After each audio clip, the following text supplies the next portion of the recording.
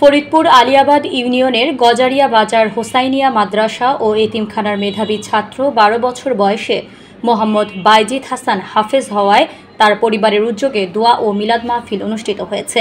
ফরিদপুর জেলা প্রতিনিধি জাকিব আহমেদ জ্যাক জানান, শনিবার দুপুরে হোসাইনিয়া মাদ্রাসা ও এতিমখানায় দোয়া ও মাহফিলের আয়োজন করা হয়। মাহফিলের পূর্বে হাফেজ মোহাম্মদ বাইজিদ হাসান তার কণ্ঠে পবিত্র কুরআন শরীফের সূরা বাকারার ১০৩ থেকে ১০৫ নং আয়াত পর্যন্ত তেলাওয়াত করে উপস্থিত সকলকে মুগ্ধ করে।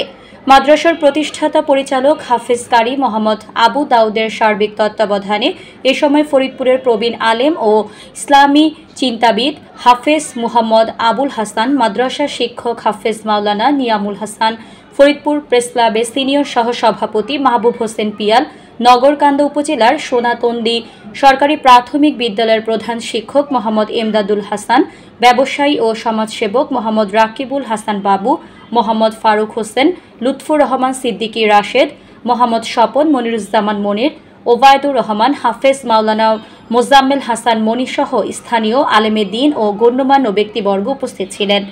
এর আগে বাংলাদেশ কুরআন শিক্ষা বোর্ড ২২তম হিফজুল কোরআন কেন্দ্রীয় পরীক্ষায় গজারিয়া বাজার হোসাইনিয়া মাদ্রাসার ৩ জন শিক্ষার্থী জাতীয় মেধা তালিকায় উত্তীর্ণ হওয়ায় তাদের সনদ ও বিশেষ সম্মাননা স্মারক দেওয়া হয়।